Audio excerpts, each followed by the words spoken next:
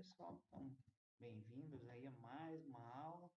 Então, como chegamos na reta final, vamos iniciar nosso último conteúdo aí de mecânica dos sólidos, né?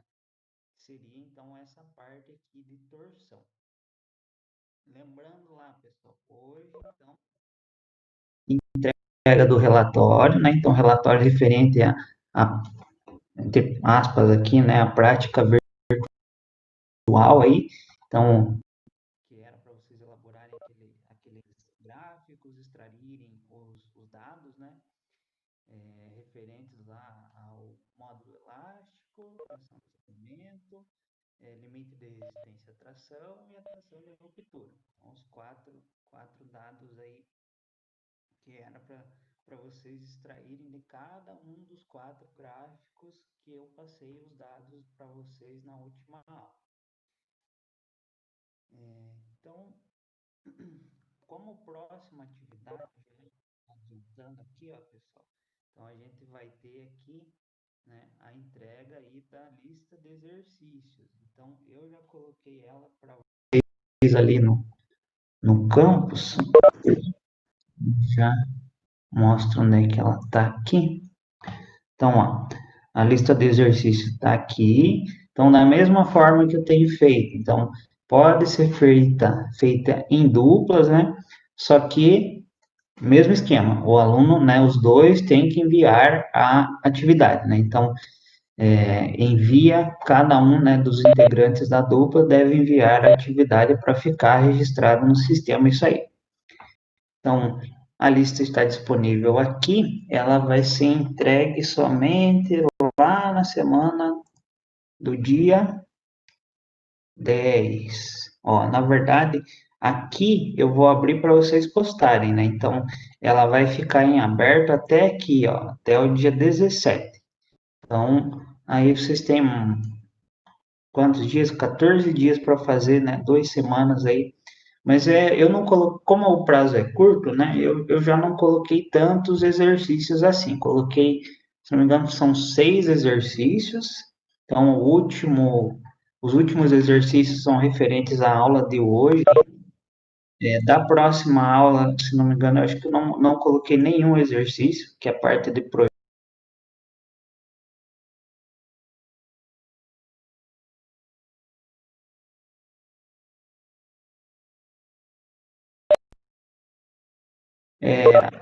A lista, então, fica para entregar até o dia 19.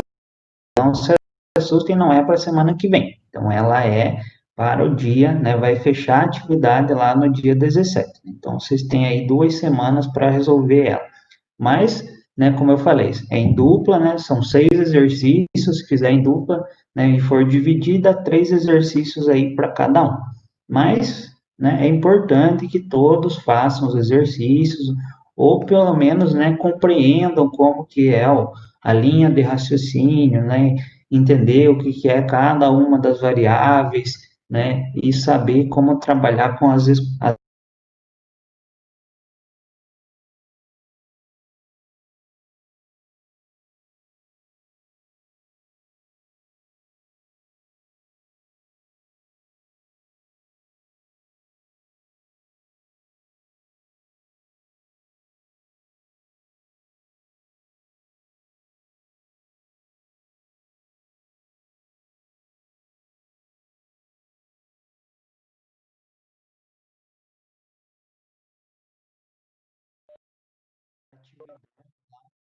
que é feita em dupla, né? E vocês vão ter lá, acho que são 4 exercícios, e vai ter o período da aula para resolver. Então, não deixem para fazer a lista de exercício no último dia, porque no último dia, no período da aula, vai ter uma atividade. Então, essa atividade eu já mudei de data, ela seria hoje, na verdade, mas eu mudei ela de data porque na semana lá do dia 16 ao dia 20, então a gente vai ter as apresentações dos TCCs, né, via banca aí, convencional, digital, digamos assim. Então, nessa semana vai ter, então, todas as bancas aí da civil e da mecânica. Então, eu provavelmente estarei em banca no período da aula, né? Mas eu, da mesma forma, eu vou me programar para entrar um pouquinho antes aqui. Então, qualquer coisa eu aviso a Flávia aí para ela mandar uma mensagem para vocês. Se for necessário, eu entro aí um pouco antes só para explicar como que é a atividade, né? Então, para dar uma esclarecida em alguma dúvida que vocês possam ter. Mas vai ser da mesma forma lá que foi a passada, né? Então, 4 exercícios, né? Em dupla, então é bem tranquilo de ser feito, tá? Alguma dúvida até esse ponto, pessoal? Não? Então, beleza. Vamos aqui. Bom, antes de começar essa parte aqui, vamos só relembrar aí o que a gente viu na última aula. Só que dessa vez eu não coloquei no slide, então a parte dos ensaios mecânicos eu sempre faço com o gráfico, que eu acho mais fácil de entender e de lembrar o que é cada coisa. Vou usar uma canetinha de régua aqui, mas vai dar para vocês entenderem.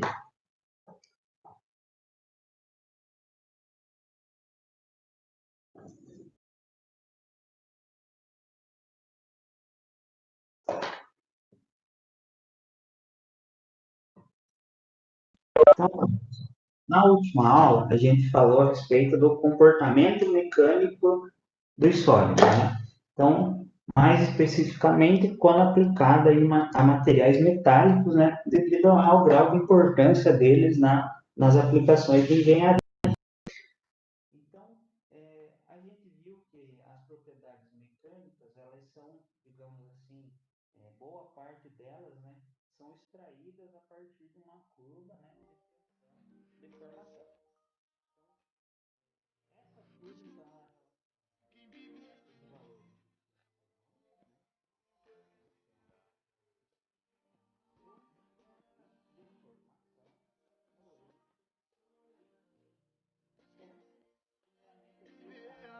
formação, então, a tensão, ela é dada por força sobre área.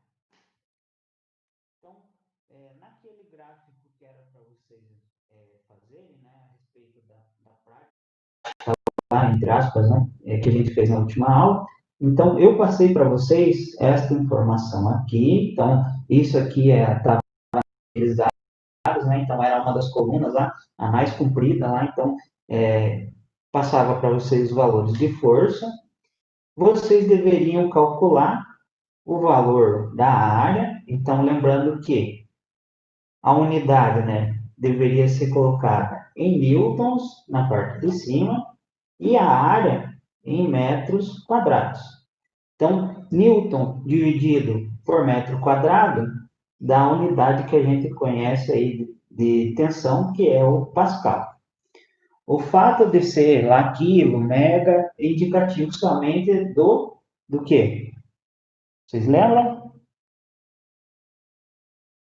Então, indica somente lá se é 10 a terceira, 10 a sexta, ou giga, né, 10 a nona, é a unidade aqui. Mas vocês deveriam, então, colocar na planilha de vocês a fórmula lá para dividir a força pelo valor de área, né? Então, a área eu tinha passado para vocês, mostrei como importar os dados para o Excel, né?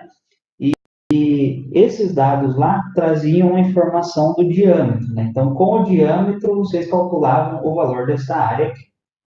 Beleza. Então, tensão seria isso aí. Tirado dessa forma aí. Deformação. Então, a deformação que é utilizada nesse tipo de curva, né, de engenharia, ela é dada por esta equação aqui, ó. A deformação é igual, pode se colocar na anotação o delta minúsculo, como traz o livro, o que eu uso, né, que é o Beer. Então, ele traz essa anotação aqui, Então, delta sobre L0, sendo este valor de delta aqui igual ao delta L, ou seja, a variação no comprimento, né? Dividido pelo comprimento inicial. Tá. Então, deformação é dado para a gente aqui. Então, ó, unidade. Então, delta L é medida de comprimento, né? Então, seria em metros. O L0 também uma medida de comprimento em metros. Então, isso aqui torna esse tipo de grandeza aqui como adimensional. Então, é um tipo de grandeza que não tem unidade. Tá. Então, quando se constrói um gráfico desse tipo aqui, o mais comum, pessoal, claro que podem existir, né, variações, mas o mais comum é que nesse eixo aqui, ele seja dado lá em MPa, megapascal. Então, para o caso de materiais metálicos, normalmente em megapascal aqui.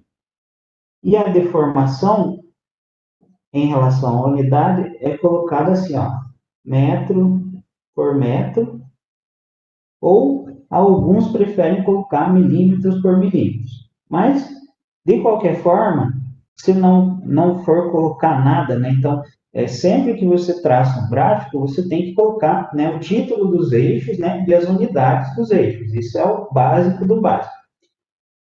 Outra forma de se apresentar isso daqui é da seguinte forma.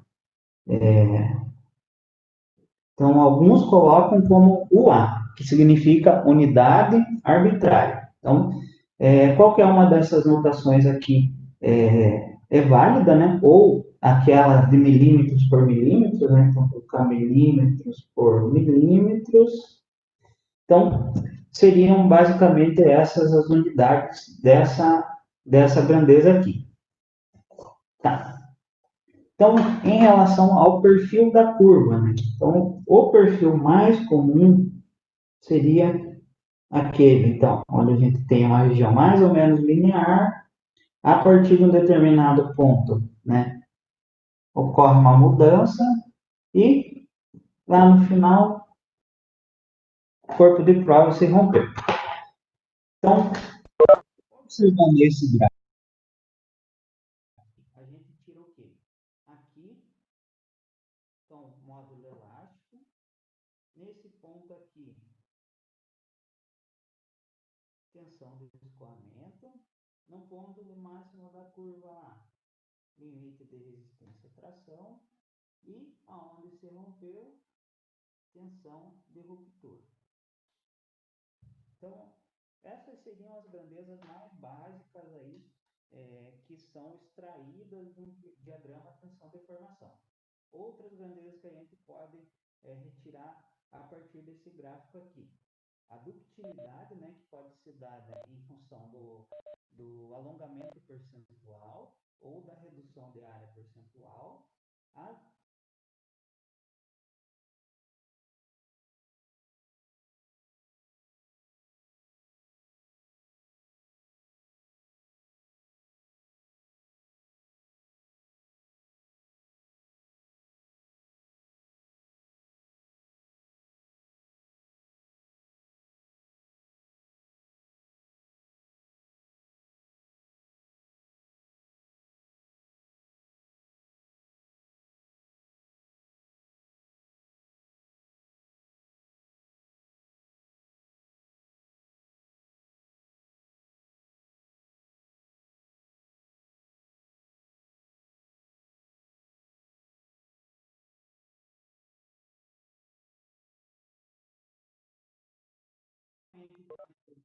elástico, mas até a ruptura, né? Então seria energia elástica mais a energia de deformação plástica que o material consegue absorver antes dele romper.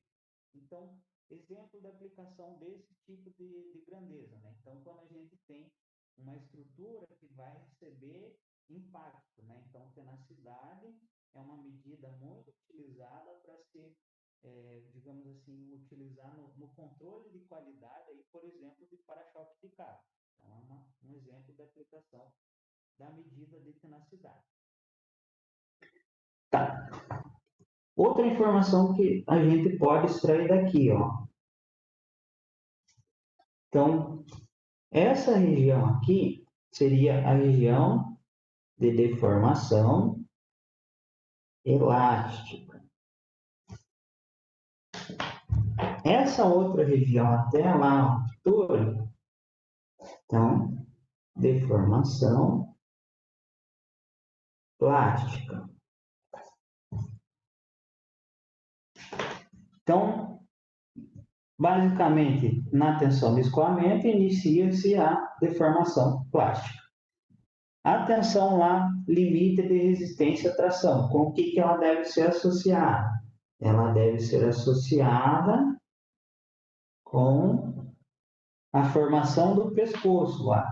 Então, com o fenômeno lá de empescoçamento. Então, limite de resistência à tração. A tensão, ela deixa de ser distribuída de forma homogênea, né? Até esse ponto ela era distribuída de forma homogênea. A partir desse ponto, ela deixa de ser distribuída dessa forma. Por quê? Ó, então, se a gente imaginar no corpo de prova lá que sofreu esse empescoçamento, as linhas de tensão que atravessam o corpo de prova, ó, a gente tem uma coisa assim, elas vão se concentrar aqui na região central do corpo de prova. Então, por conta disso, a gente diz que a distribuição de tensões, tanto de tensões quanto de deformações, ela não é mais uniforme.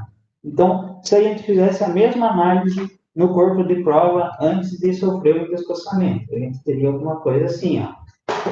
Então, as linhas de tensão, elas iriam, né, acompanhar aí a geometria do corpo de prova. Então, linhas de tensão distribuídas de forma homogênea, uniforme, tensão e deformação homogênea e uniforme.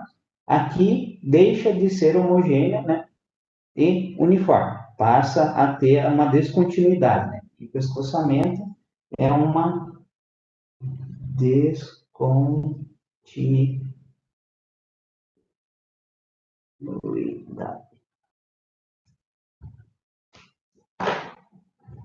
Beleza? Alguma dúvida em relação aí a alguma curiosidade?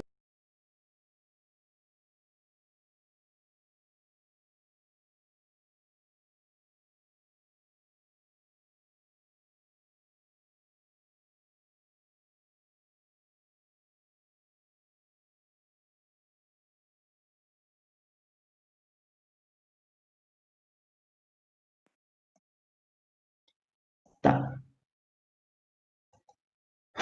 Então, nesse ponto aqui, pessoal, a gente encerrou, digamos assim, a parte do conteúdo lá que tratava. A gente tratou primeiro lá a respeito de forças, aí as forças aplicadas em um ponto, em um corpo, aí como a força, né, era distribuída em um corpo, né, de seção uniforme, que foi a parte de tensões lá, então a gente iniciou com tensões normais, né, geradas por cargas axiais, que são orientadas com o eixo, né, da estrutura em si. Aí trabalhamos então com tensões lá normais, tensões cisalhantes, tensões de esmagamento, dimensionamento em função, por exemplo, lá do coeficiente de segurança. Aí depois a gente passou pela parte de deformações, aí os problemas estaticamente determinados, a gente trabalhou conciliando com deformações, né? Então, trabalhamos com deformações de corpos de seção uniforme e variável, né? E também a gente viu a parte justamente do comportamento mecânico, né? Que daí fecharia, né, a parte de tensões, deformações, comportamento mecânico, e agora a gente trabalha, então, com a parte de torção. Então, essa parte de torção, então, ele é um conteúdo, assim, bem mais simples do que a parte aí de tensões axiais, né, tensões normais aí, é um conteúdo assim bem mais tranquilo, mas ele tem, digamos assim, um número de equações que é um pouquinho maior do que lá na parte que a gente viu até então. Então, o número de equações é um pouco maior e tem algumas, digamos assim, algumas transformações de unidades, alguma coisa assim mais específica. Mas ele é um conteúdo assim bem tranquilo. Então, não se preocupem tanto com essa parte aqui. Ó, então, basicamente, o que seria a torção, né? Então, ele é um esforço, né? Esforço mecânico. Então, é uma força sendo aplicada em um corpo que vai tender a girar esse corpo em torno do seu eixo longitudinal. Então, lembrando lá que, por exemplo, no caso desse motor aqui, né? Então, o eixo longitudinal dele seria esse que eu desenhei aqui, a indicação, né? Então, seria esse eixo aqui. Esse seria o nosso eixo longitudinal desse motor aqui. Então, no caso lá do carro, ó, então a gente tem aqui, como esse sendo um eixo longitudinal, né, que vai transmitir o torque lá do motor lá para as rodas, no caso aqui, as rodas traseiras, né? Então, seria um carro com tração nas rodas traseiras lá. Basicamente, então, torção é um esforço mecânico que tende a produzir, né, uma tendência de rotação em torno do eixo longitudinal. Então, ó, aqui a tendência de rotação, né, que é o torque, o eixo longitudinal.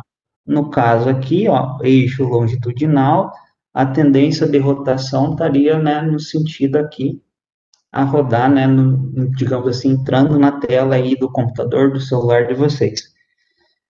Tá, tranquilo? Tá. Então, o que a gente vai ver basicamente de torção? Então, a gente vai ver como calcular as tensões geradas por torção e as deformações aí dos elementos, né, basicamente de seção circular. Então, a princípio, eu vou trabalhar com vocês somente a seção circular, que no caso do torque, né, quando a gente tem elementos submetidos a torque, então sempre vai ser a seção utilizada. Modelamentos matemáticos para seções não circulares, mas eles são assim mais complexos e eu acho que, digamos assim, se vocês forem precisar algum dia, né, de aplicar alguma coisa em relação a torque, vocês vão estar trabalhando com uma seção circular, porque não se usa, né, uma seção que seja retangular ou mesmo quadrada aí para uma estrutura que vai suportar torque. Sabendo disso, então, eu vou já explicar para vocês por que não se usa, né, mais para frente, uma seção que não é circular. Então, aqui são nomeadas aí as grandezas que a gente vai trabalhar, então, ao longo dessa parte de torção, né? Então, basicamente, quando a gente fala lá de comprimento, a gente trabalha com L, né? É tranquilo, nada de diferente. Então, nesse exemplo aqui, o comprimento estaria indicando essa distância aqui. Aí, considerando que essa seção aqui, esse cilindro aqui, né? Ele foi submetido a torque. Então, esse ponto A, então, quando ele foi aplicar num torque T aqui, ó, esse ponto A, ele vai migrar para uma outra posição aqui, que a gente chamou aqui, ó, embaixo de A'. Então, foi aplicado um torque nesse eixo, e ele passou, então, da posição A para a posição A'. O ângulo formado entre essas duas posições aqui, ó, entre essas diagonais aqui, então, ele é conhecido, então, como ângulo de torção. E ele é dado por essa letra grega, né, que é chamada de φ. Então, esse daqui, essa bolinha ali, ó, cruzadinha ali, então, é conhecido como φ. Então, indica o ângulo de torção. Então, isso está escrito aqui para vocês. Ó.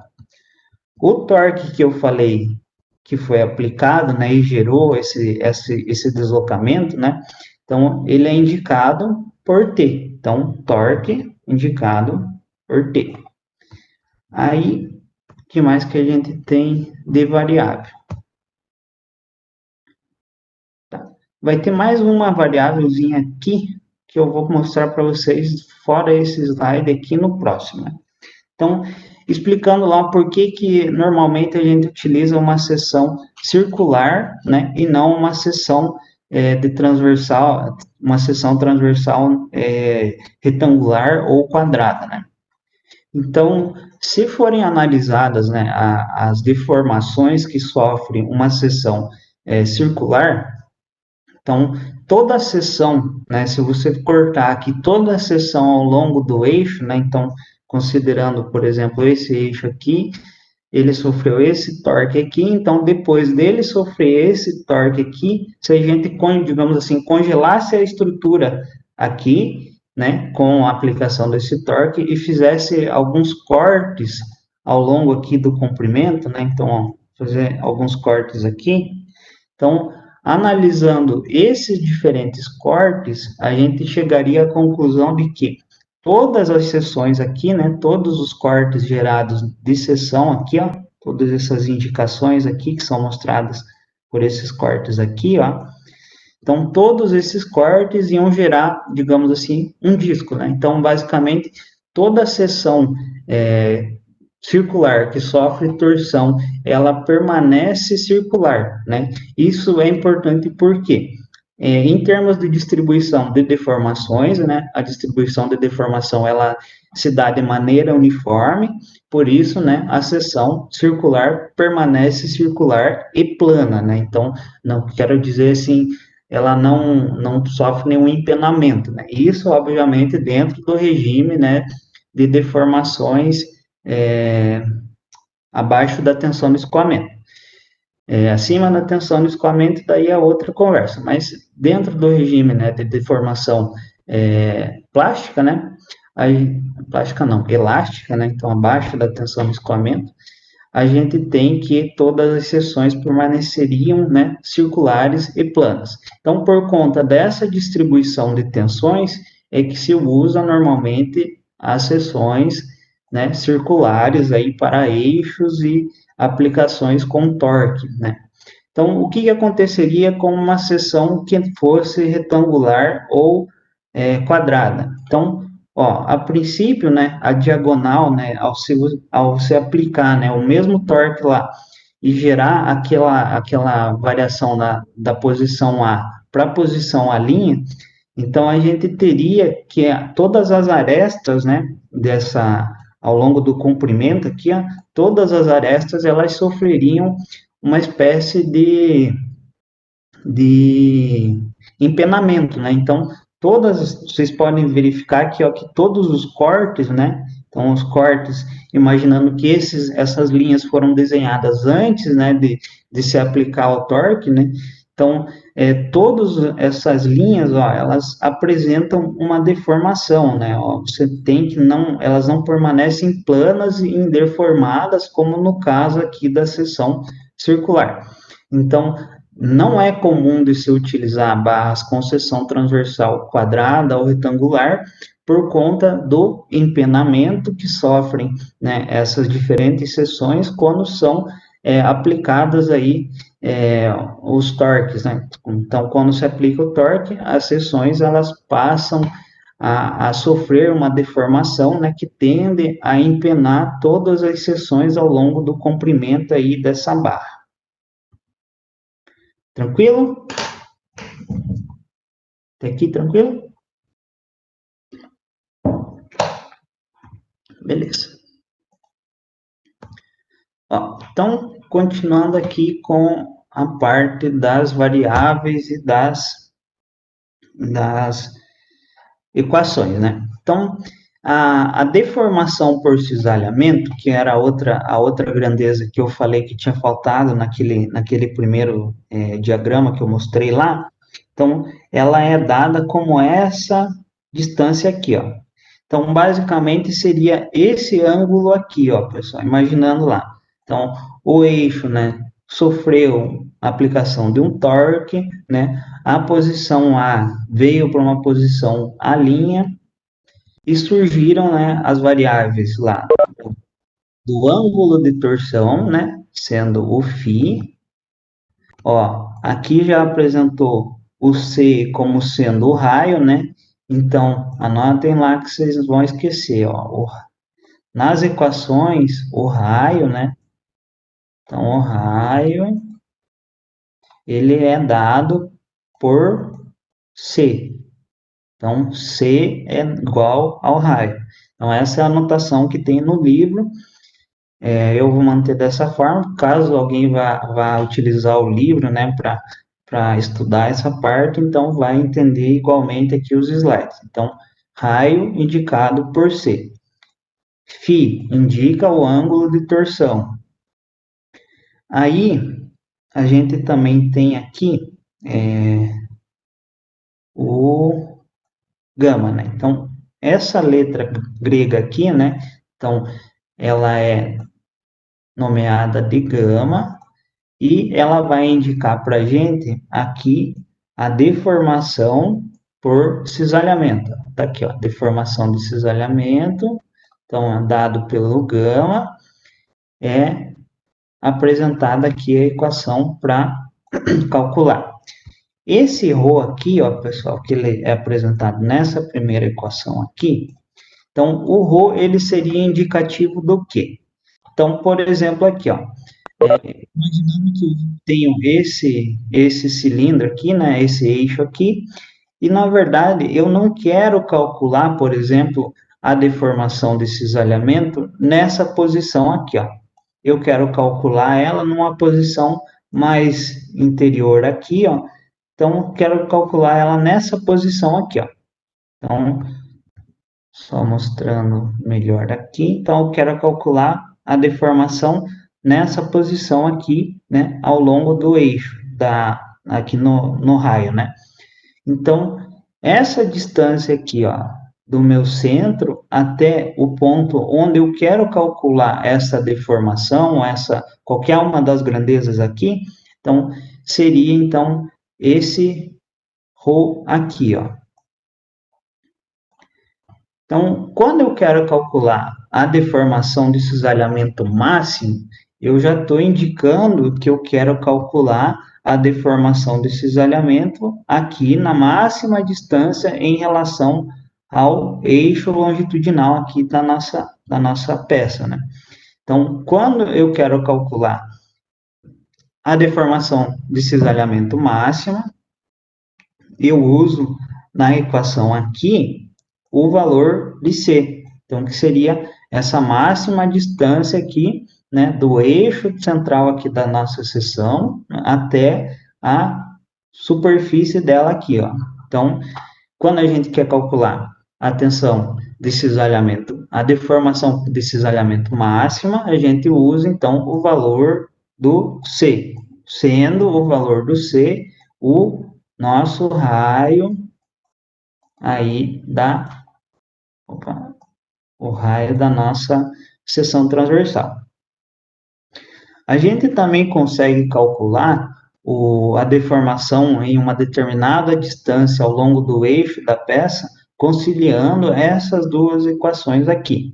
Então, basicamente, o que foi feito aqui? Ó? Foi igualado aqui os dois, né, essas duas grandezas aqui, e foi, então, construída esta equação aqui, que permite a gente calcular, então, a deformação de cisalhamento, né, em função da deformação de cisalhamento máximo e da relação entre a posição onde eu quero saber a deformação de cisalhamento e o raio dessa seção.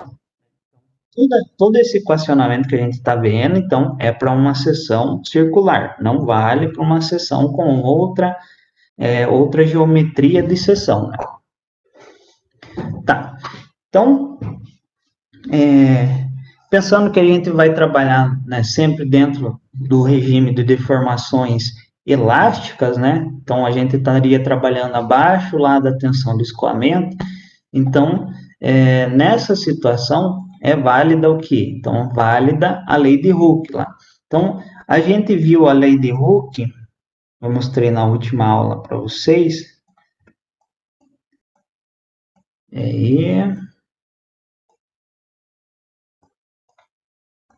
Vezes o... Então, essa lei de Hooke aqui, que a gente viu na última aula, seria a lei de Hooke lá para uma situação onde você tem tensões normais. Quando a gente tem um torque aplicado, ou seja, quando a gente tem um cisalhamento, e estaria dentro do regime de deformação elástica, né? Então, existe também uma forma aí da lei de Hooke para torção. Então, a lei de Hooke para torção seria essa forma aqui, torção ou cisalhamento, né? Então, aquele seria o tal ali, né? Então, lembrando lá que quando a gente tem tensão de cisalhamento, né? A gente usa o tal. Quando a gente tem tensão normal, a gente usa o sigma. Então, essas são as notações aí comuns desses tipos de tensão. Então, aqui, ó, tensão de cisalhamento, né, essa letrinha é o tal, é dada, então, pelo G, que seria o módulo de elasticidade transversal, então, seria o análogo ao módulo elástico, porém, digamos assim, pensando no ensaio, né? Então, enquanto o módulo de elasticidade lá que a gente mediu seria em tração, aqui o módulo de elasticidade ele foi medido em torção. Então, nesse caso aqui, seria então o módulo de elasticidade transversal do material. Então, quando você trabalha em outras formas de solicitação mecânica, então é possível que o módulo elástico ele seja diferente, né, por conta aí da forma que você está solicitando o corpo sólido, né. Então, quando você tem uma solicitação em torção, você se utiliza, né, aí o módulo de elasticidade transversal, né, e pode aplicar ele aqui na equação de Hooke, né, na lei de Hooke, para esforços, né, de tensão de cisalhamento. Então, quando a gente trabalha em cisalhamento, lei de Hooke para o cisalhamento seria essa daqui. Tranquilo? Beleza.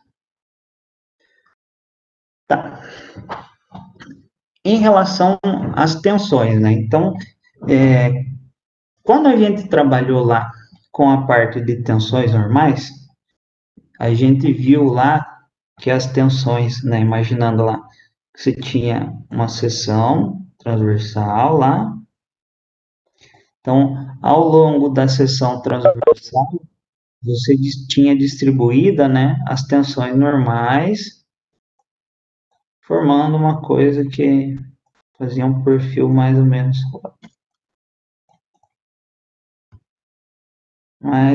assim.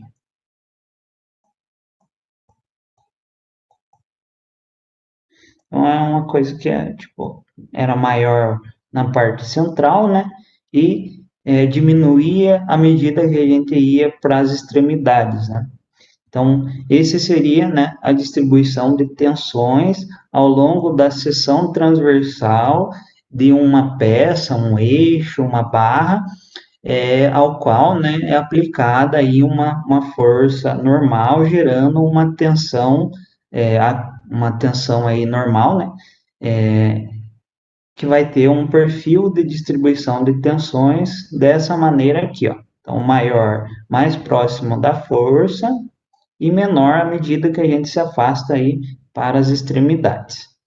Para o caso de uma seção que está sendo analisada, né, foi aplicado um torque sobre ela, então, basicamente, lembrando lá da fórmula do torque, então, torque ou momento, né, é dado por força multiplicado pela distância. Pensando nisso, né, então, quando a gente tem um eixo aqui, então, esse seria o nosso eixo, as distâncias que a gente mediria, né, para analisar a força, por exemplo, imaginando que essa distribuição de tensões aqui, ela surgiu da aplicação de uma força aqui, ó. Então, qual seria a distância que a gente ia analisar lá numa equação para calcular, por exemplo, o torque desta carga, que a gente vai chamar aqui de carga P, em relação ao ponto O, que seria a nossa origem aqui, ou o nosso eixo aqui da peça. Então, a gente ia observar a distância em relação aqui ao raio, né? Tá. Então, pensando dessa forma, quando a gente fosse calcular o valor da tensão, né, do nosso torque aqui em relação ao ponto O, então a gente ia calcular o torque no ponto O. Então, nesse ponto aqui, a gente tem que, digamos assim, a força sendo aplicada aqui, então o torque seria igual a zero. Se a força fosse aplicada aqui, o torque teria um valor maior, um valor maior, um valor maior, e se, né, a força ou o torque fosse aplicado na superfície, a gente teria então o valor máximo. Tranquilo? Conseguiram entender o que eu tentei explicar? Não sei se ficou claro. Beleza? Tá. Ó, então, à medida que a gente caminha,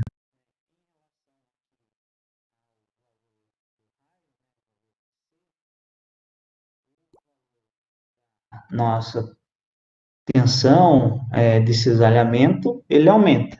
Então, pensando dessa maneira aqui, então se a gente fosse traçar um diagrama da tensão, né, distribuída ao longo aqui do raio do eixo, né, então a gente tem esse gráfico aqui, ó. Então, dentro do regime, né, elástico aqui, obviamente, então a tensão ela é proporcional à deformação, então, à medida que a gente aumenta o valor da nossa tensão, né, você estaria caminhando aqui em direção ao maior valor do nosso diâmetro. Então, esse é o nosso